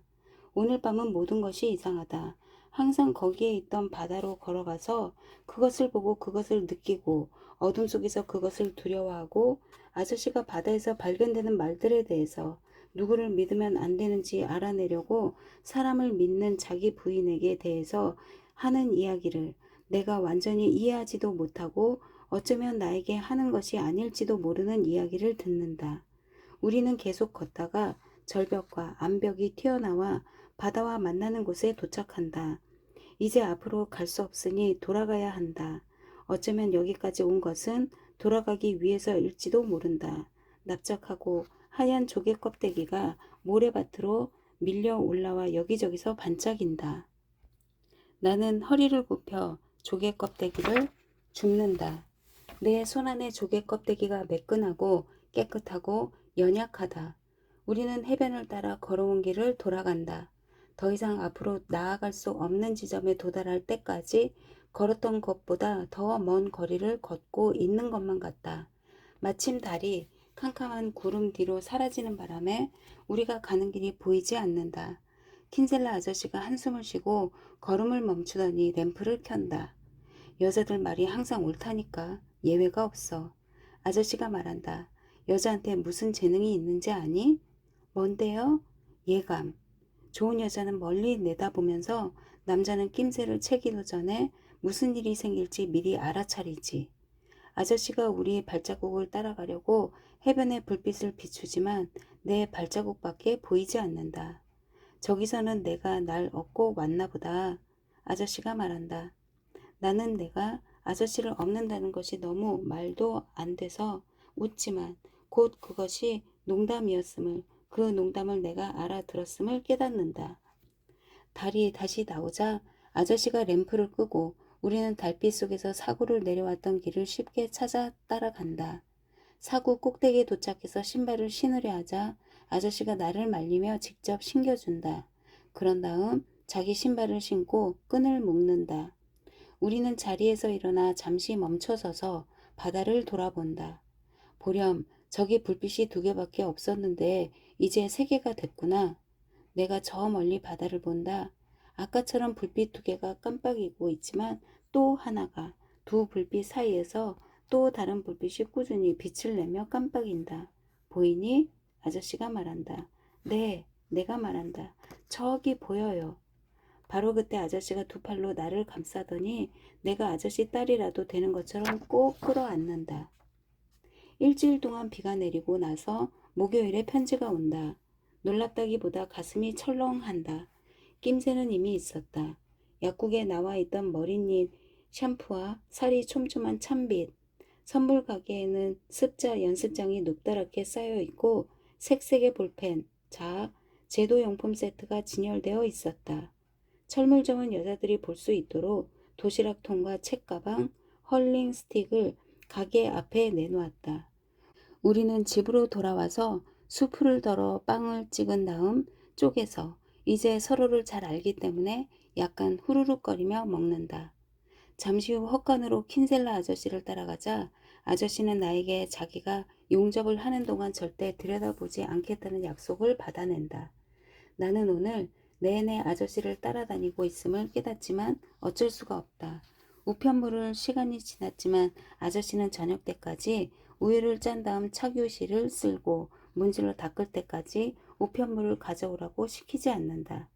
시간이 된 것 같구나. 아저씨가 호스로 장화를 씻으며 말한다. 나는 현관 앞 계단을 출발대 삼아 자세를 취한다. 킨셀라 아저씨가 손목시계를 보면서 손으로 허공을 가른다.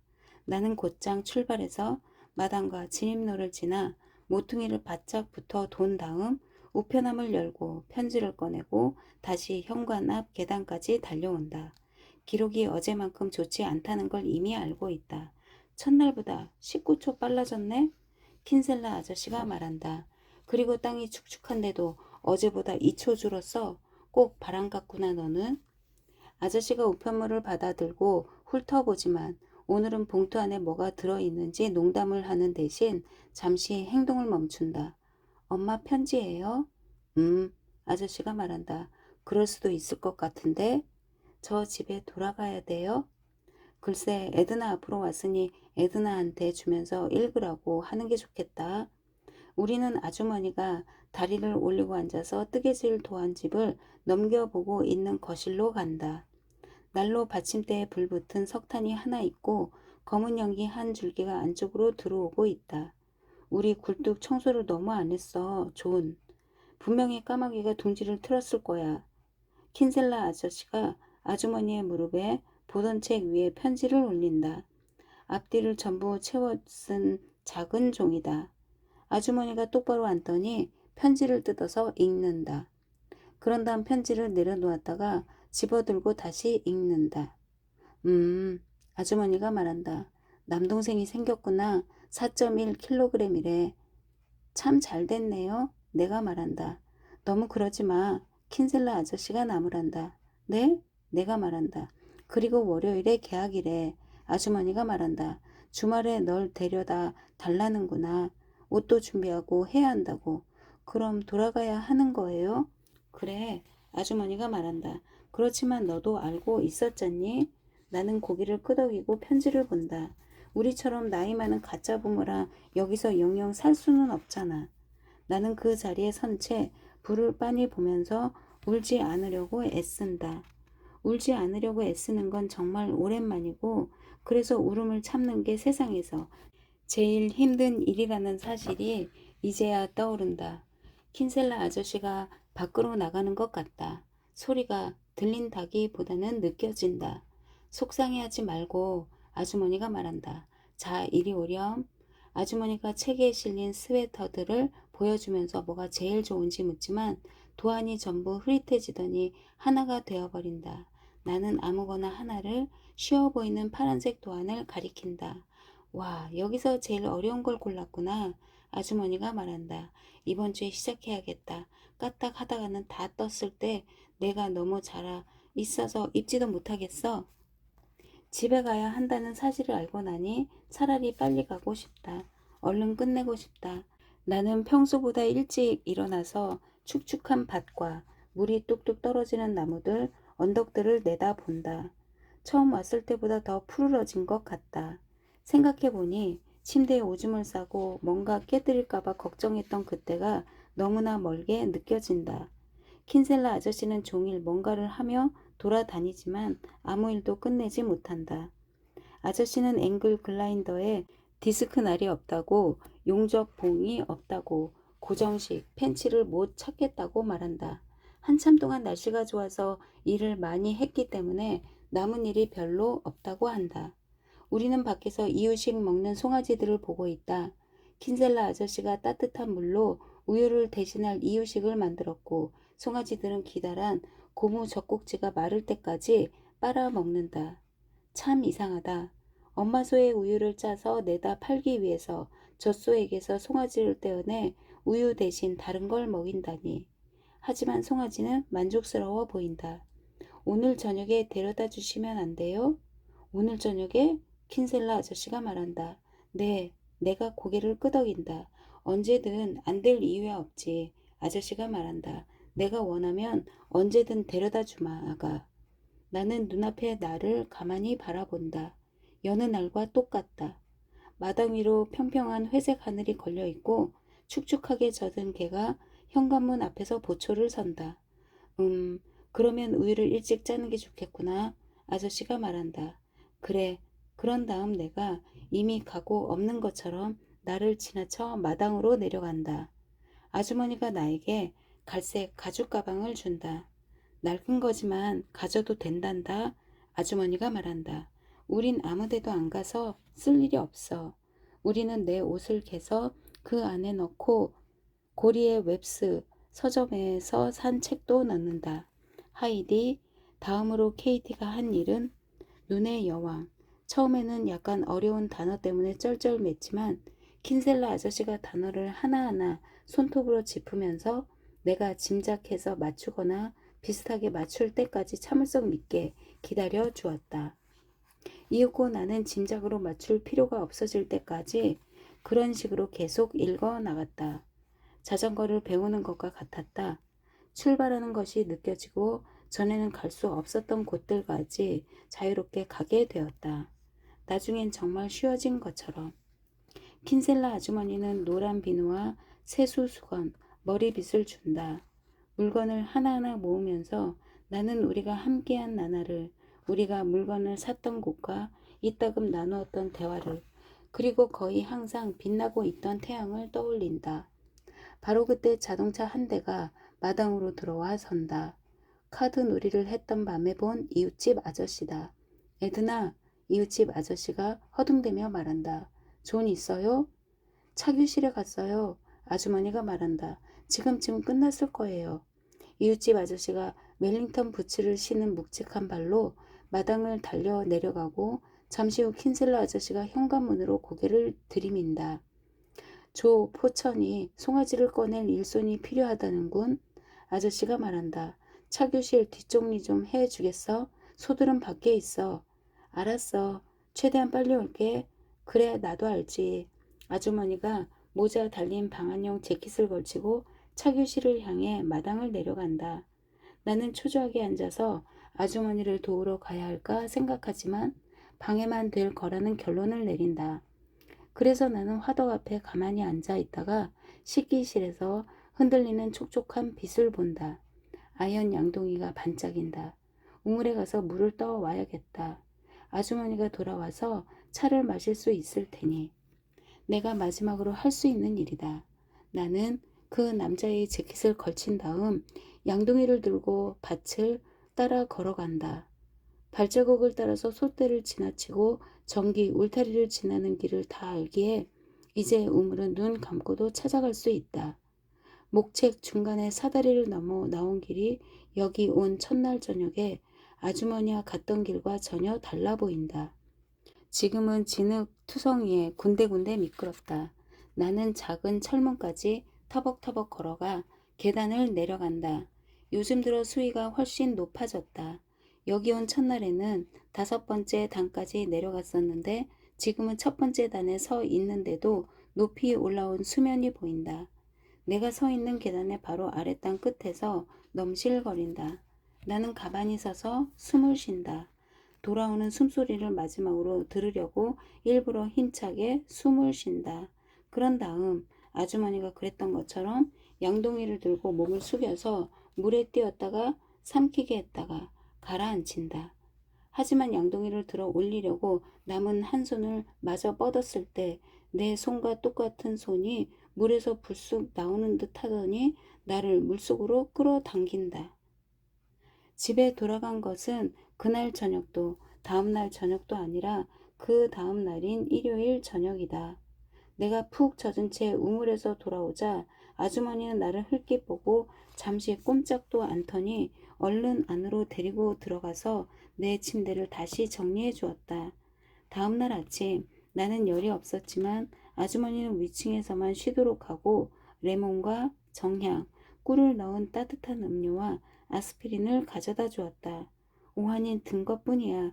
그저 킨셀라 아저씨의 말소리가 들렸다. 무슨 일이 일어날 뻔 했는지 생각하면 정말 그 말 한 번만 더 하면 100번이야. 그래도 아무 일도 없었고 애도 멀쩡해. 그럼 된 거야.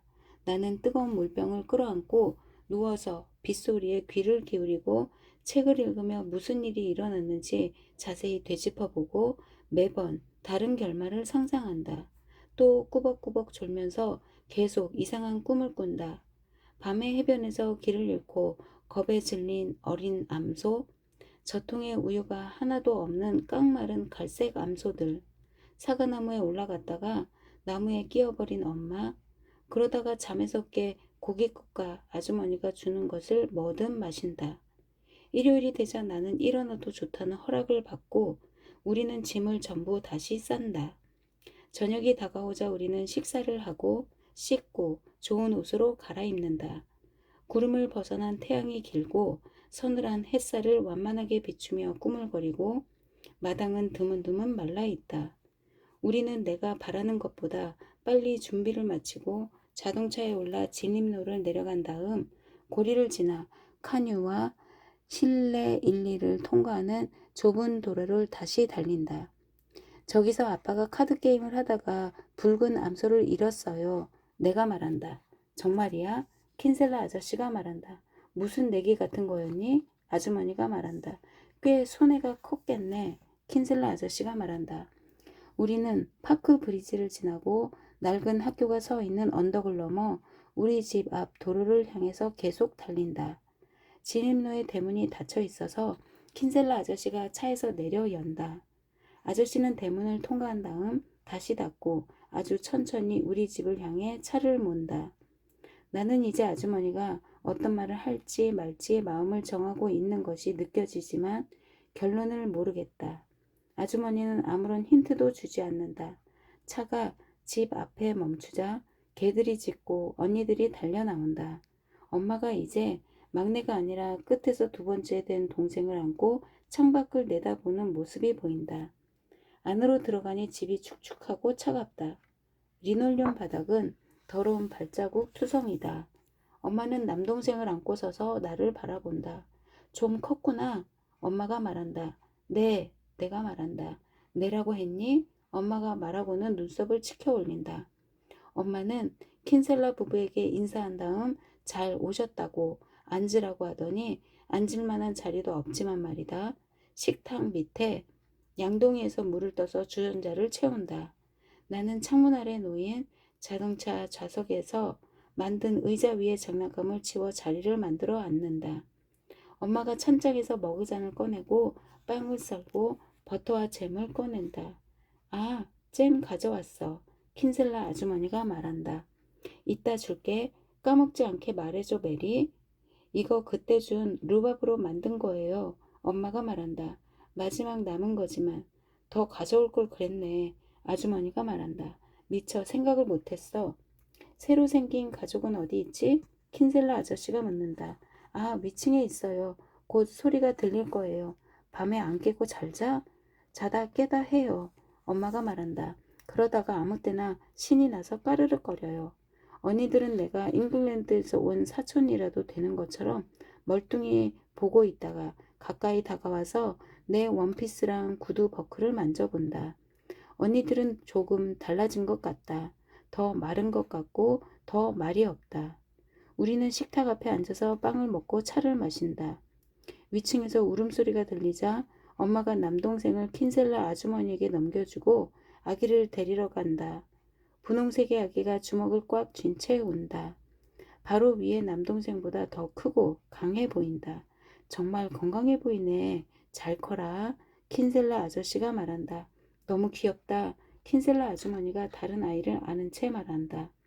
엄마가 한 손으로 차를 더 따라주고 자리에 앉더니 아기에게 젖을 먹이려고 가슴을 드러낸다. 엄마가 킨셀라 아저씨를 앞에 둔 채 그러는 것을 보고 나는 얼굴을 붉힌다. 내 얼굴이 빨개지자 엄마가 나를 한참 동안 의미심장하게 바라본다. 대는 없나? 킨셀라 아저씨가 말한다. 아까 나갔어요. 어디로 갔는지 모르지만 엄마가 말한다. 그런 다음 소소한 대화가 시작되고 대화는 잠시 세 사람 사이에서 여기저기 부딪히며 굴러간다. 곧 밖에서 자동차 소리가 들린다. 아빠가 모습을 드러내고 그릇장에 모자를 던질 때까지 아무도 말을 하지 않는다. 다들 안녕하십니까? 아빠가 말한다. 댄, 킨셀라 아저씨가 말한다. 아, 탕아가 돌아왔네. 아빠가 말한다. 우리한테 돌아왔구나. 응? 나는 그렇다고 말한다. 말썽은 안 부리던가요? 말썽이라고? 킨셀라 아저씨가 말한다. 애가 아주 착하던데. 그래요? 아빠가 앉으며 말한다. 그거 정말 다행이네요. 앉아서 저녁 식사해야지. 킨셀라 아주머니가 말한다. 저녁 대신 마시고 왔어요. 아빠가 말한다. 저기 파크 브리지에서요. 엄마가 아기에게 반대편 젖을 물리고 화제를 바꾼다. 뭐 새로운 소식 없어요? 전혀 없어. 킨셀라 아저씨가 말한다. 우리는 아주 잠잠해. 그때 내가 재채기를 하고 주머니에서 손수건을 꺼내서 코를 푼다. 감기 걸렸니? 엄마가 말한다. 아니요. 내가 쉰 목소리로 말한다. 안 걸렸다고? 아무 일도 없었어요. 무슨 말이니? 감기에 안 걸렸다고요. 내가 말한다. 그렇구나. 엄마가 나를 다시 의미심장하게 보며 말한다. 지난 며칠 동안 누워 있었어. 킨셀라 아저씨가 말한다. 오한이 좀 들었나 봐. 네, 아빠가 말한다. 제대로 돌보질 못하시는군요. 본인도 아시잖아요. 댄, 엄마가 얼음장 같은 목소리로 말한다. 킨셀라 아주머니는 구스베리 잼을 만들던 날처럼 불편해 보인다. 이제 그만 가봐야겠군. 킨셀라 아저씨가 말한다. 갈 길이 멀어서. 아, 뭘 그렇게 서두르세요. 엄마가 말한다. 서두르는 게 아니야, 메리. 원래 그렇잖아. 소들이 늑장 부릴 겨를을 안 준다니까. 아저씨가 자리에서 일어나 아주머니가 안고 있던 남동생을 받아서 아빠에게 건넨다. 아빠가 동생을 받아 안고 엄마의 품에서 젖을 먹는 아기를 본다. 나는 다시 재채기를 하고 코를 푼다. 그 꼴로 돌아오다니 잘한다. 아빠가 말한다. 제가 감기에 걸린 게 처음도 아니고 마지막도 아닐 거야. 엄마가 말한다. 애들한테 다 옮기진 않겠지? 당신 갈 준비 됐어? 킨셀라 아저씨가 묻는다. 그러자 킨셀라 아주머니가 자리에서 일어나고 두 사람은 작별 인사를 한 다음 밖으로 나간다. 나는 아기를 안은 엄마와 함께 두 사람을 따라서 자동차 앞까지 나간다. 킨셀라 아저씨가 잼 상자와 25kg짜리 감자 자루를 꺼낸다. 포슬포슬해. 아저씨가 말한다. 퀸 품종이야, 메리.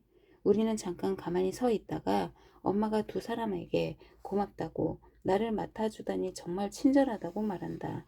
하나도 힘들 게 없었어. 킨셀라 아저씨가 말한다. 정말 잘 지냈고 앞으로도 언제든지 맡겨도 돼. 아주머니가 말한다. 아주 좋은 딸을 뒀어, 메리. 킨셀라 아저씨가 말한다. 책 계속 열심히 읽어라. 아저씨가 나에게 말한다. 다음에 왔을 때는 습자 연습장에 금별을 받아서 아저씨한테 보여주는 거다. 그런 다음 아저씨가 내 얼굴에 입맞춤을 하고 아주머니가 나를 안아준다.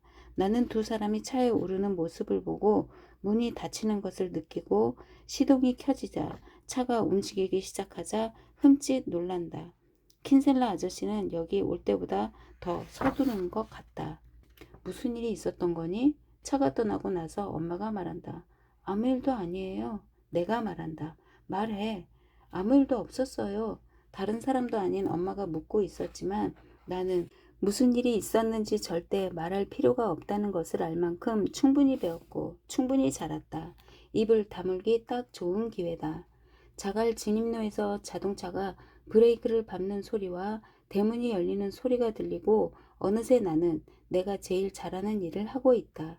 생각할 필요도 없는 일이다. 나는 선 자세에서 곧장 출발하여 진입로를 달려 내려간다. 심장이 가슴속이 아니라 내 손에 쥐어져 있는 것 같다. 나는 내 마음을 전하는 전령이 된 것처럼 그것을 들고 신속하게 달리고 있다. 여러 가지 일들이 마음속을 스친다. 벽지에 그려진 남자아이, 구스베리, 양동이가 나를 아래로 잡아당기던 그 순간, 길 잃은 어린 암소, 젖은 매트리스, 세 번째 빛. 나는 내 여름을, 지금을, 그리고 대체로 지금 이 순간만을 생각한다. 모퉁이를 돌아 차마 똑바로 쳐다볼 용기가 나지 않는 곳에 도착하니 아저씨가 대문 쥐임새를 돌려놓고 다시 잠그고 있다. 아저씨의 시선은 아래를 향하고 있다. 자기 손을 자신이 하고 있는 일을 보고 있는 것 같다. 내 발이 진입로 중앙에 풀이 지저분하게 자란 부분을 따라 달리며 울퉁불퉁한 자갈을 세차게 밟는다. 지금 나에게 중요한 것은 딱 하나밖에 없고 내 발이 나를 그곳으로 데려간다. 아저씨는 나를 보자마자 딱 멈추더니 꼼짝도 하지 않는다. 나는 망설임 없이 아저씨를 향해 계속 달려가고 그 앞에 도착하자 대문이 활짝 열리고 아저씨의 품에 부딪힌다. 아저씨가 팔로 나를 안아든다. 아저씨는 한참 동안 나를 꼭 끌어안는다. 쿵쾅거리는 내 심장이 느껴지고 숨이 헐떡거리더니 심장과 호흡이 제각각 다르게 차분해진다. 어느 순간 시간이 한참 지난 것만 같은데 나무 사이로 느닷없는 돌풍이 불어 우리에게 크고 뚱뚱한 빗방울을 떨어뜨린다. 눈을 감으니 아저씨가 느껴진다. 차려 입은 옷을 통해 전달되는 아저씨의 열기가 느껴진다. 내가 마침내 눈을 뜨고 아저씨의 어깨 너머를 보자 아빠가 보인다. 손에 지팡이를 들고 흔들림 없이 굳세게 다가온다. 나는 손을 놓으면 물에 빠지기라도 할 것처럼 아저씨를 꼭 붙든 채 아주머니가 목구멍 속으로 흐느끼다가 울다가를 반복하는 소리를 듣는다. 꼭 한 명이 아니라 두 명 때문에 우는 것 같다. 나는 차마 눈을 뜰 수가 없지만 그래도 억지로 뜬다. 킨셀라 아저씨의 어깨 너머 진입로를 아저씨가 볼 수 없는 것을 뚫어져라 쳐다본다. 아저씨의 품에서 내려가서 나를 자상하게 보살펴준 아주머니에게 절대로 말하지 않겠다고 얘기하고 싶은 마음도 굴뚝 같지만 더욱 심오한 무언가 때문에 나는 아저씨의 품에 안긴 채 꼭 잡고 놓지 않는다. 아빠, 내가 그에게 경고한다. 그를 부른다. 아빠. 감사의 말, 친절함을 베풀어준 리처드 포드에게, 스팅잉 플라이의 디클랜 미드에게, 그리고 아일랜드 문학상을 후원하는 데이비 번스의 레이드먼드 도란에게 감사의 말을 전한다. 옮긴 이의 말, 아일랜드 작가 클레어 키건에 맡겨진 소녀는 2010년 2월 뉴요커에 축약된 형태로 처음 발표되었고 같은 해 10월에 단편 소설로서는 이례적으로 단독 출판되었다. 분량은 중편 소설에 가깝지만 작가 본인은 중편 소설의 호흡이 아니기 때문에 긴 단편 소설이라고 말한다. 우물, 양동이, 물에 비친 소녀의 모습이라는 이미지에서 시작된 이 소설은 같은 아일랜드 작가인 윌리엄 트레버나 셰이머스 히니와 비견되는 작품답게 1981년 아일랜드 시골 지역을 배경으로 어머니의 출산을 앞두고 여름 몇 달 동안 친척집에 맡겨지는 어린 소녀의 이야기를 들려준다. 무심하고 거친 아버지, 다섯째 아이를 임신한 채 아이들을 돌보고 집안일과 밭일까지 신경 쓰느라 지친 어머니, 넉넉하지 않은 경제적 형편 때문에 제대로 된 보살핌과 관심을 받지 못하던 주인공 소녀는 경제적으로 넉넉하지만 아이가 없는 먼 친척집에 맡겨지면서 처음으로 애정어린 보살핌을 받는다. 아주 살갑게 대하진 않지만 아이가 첫날 밤 침대에 오줌을 싸도 모르는 척 습한 방에 재운 자기 잘못이라고 말하는 아주머니나 바깥일을 하고 들어와 자연스럽게 식사 준비를 같이 하고 아이에게 매일 우편함까지 달리기를 시키며 시간을 재주는 아저씨는 떨어진 루바브 줄기 하나 주울 줄 모르는 아버지와 무척 다르다. 아이는 킨셀라 부부의 살뜰한 보살핌 속에서 제대로 대답하는 법을 배우고 책 읽는 법도 배우며 따뜻한 계절을 보낸다. 뉴스에서 들려오는 단식 투쟁 소식을 통해 얼핏 알 수 있듯이 1981년의 아일랜드는 무척 혼란한 상황이었지만 킨셀라 부부의 집에서 보내는 여름은 찬란하고 평화롭기만 하다. 그러나 킨셀라 부부의 집에 있던 남자의 옷만 입다가 처음으로 시내에 나가서 제대로 된 옷을 산 날 아이는 동네 초상집에 갔다가 킨셀라 부부의 비밀스러운 아픔을 알게 된다. 곧이어 건강한 남동생이 태어났다는 소식이 들려오면서 찬란한 여름은 끝난다. 초상집에 다녀와서 아저씨와 해변으로 긴 산책을 갔던 아름다운 밤에 킨셀라 아저씨는 입 다물기 딱 좋은 기회를 놓쳐서 많은 것을 잃는 사람이 너무 많다고 말한다. 킨셀라 씨가 이웃에게 주인공 소녀에 대해서 해야 하는 말은 하지만 그 이상은 안 하는 아이라고 칭찬하거나 책의 마지막 장면에서 아주머니에게 절대로 말하지 않겠다고 전하고 싶어 하는 아이의 생각 등 이 책에서 반복해서 등장하는 아무 말도 하지 않는 것의 중요성은 클레어 키건의 소설 자체에 대한 말처럼 들리기도 한다. 함축적이고 여백이 많은 글로 분위기나 감정을 오히려 정확하게 전달하는 클레어 키건은 애쓴 흔적을 드러내는데 많은 공을 들인다며 애써 설명하는 것보다 독자의 지력을 믿는 것이 중요하다고 말한다. 명확하게 설명하기보다 암시해서 그치는 이 소설의 아름다움은 맨 마지막 장면에서 가장 빛을 발한다. 집으로 데려다주고 떠나는 아저씨에게 있는 힘껏 달려가 안긴 채 자신을 데리러 오는 아빠를 보며 아빠, 아빠라고 부르는 아이의 말은 뒤가 보이지 않는 아저씨에게 자기 아빠가 오고 있다고 경고하는 말이기도 하지만 그동안 자신을 사랑으로 돌봐준 킨셀라 아저씨를 아빠라고 부르는 말처럼 들리기도 한다. 구체적인 해석은 독자에게 맡기면서 정확한 단어 선택으로 분위기를 선명하게 전달하는 클레어 키건의 글은 경계가 불분명하지만 색채가 선명한 수채화처럼 아름답다. 허진